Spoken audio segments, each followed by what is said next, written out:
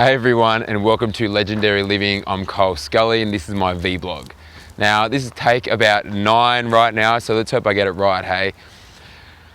I just wanted to talk to you about a little bit more about my current situation. Now, as a lot of you already know, I'm looking at quitting my job because I'm sick and fucking tired of working, and it's plain and simple, right? There's a few other things, but I don't like working in a job that doesn't make me feel good, and a job where I'm not sort of like contributing something to the world, and it's also not fulfilling my dreams and my passion. You know, it's not a fulfilling job.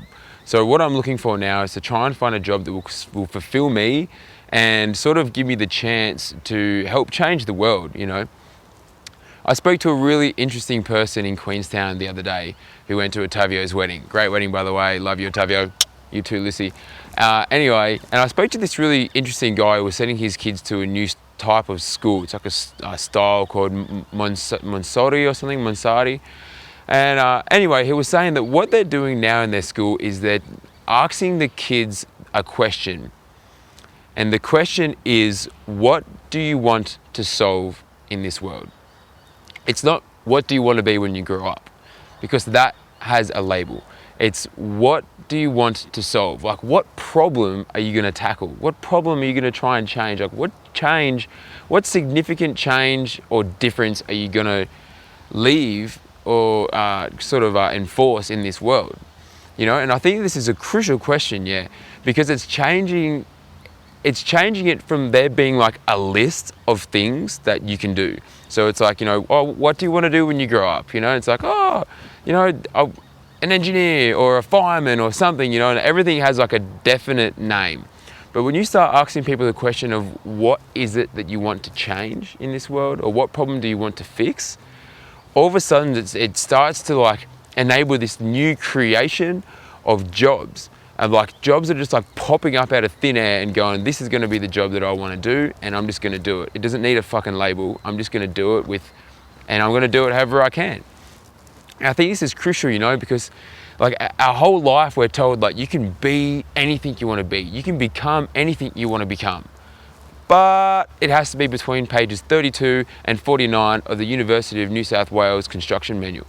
You know, like what's the GO with that? You know, like whatever happened to actually fully believing you can become whoever you want to become?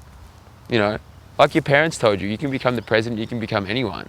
You know, but the whole system is completely set up so that you go to school and, you know, you do your 8 till 3 or whatever it is, 7 till 3, and you learn your maths and your science and your English, which is normally 30%, 30%, 30% respectively. And then the other 10% is your like extracurriculum, like your sport, your cooking, your woodwork, your music, your metalworks, like whatever it is. It's like 10%, you know, you have your 3 main chunks. But it's all set up so people will leave school and go to university, you know, like the little pawns in the game of chess, and then they're going to become engineers and doctors and lawyers. But you know what, like I'm kind of here today to say that you don't need to follow that trend, and you don't need to go to university, and you don't need to have some fancy degree. Like I've got a degree, all right, but I don't even know if I want to use it. And I figured that out before I even finished, you know? Like, can you imagine that? Like, I haven't even finished my exams, and I'm thinking I'm not going to use this. But what I'm saying is that, like, there's a lot of things that you can do out there, you know? And you deserve to do a job that you love. And you deserve to do a job where you're going to wake up every morning and you're going to spring out of bed and you're going to be pumped to get up and it's going to be a great day, you know?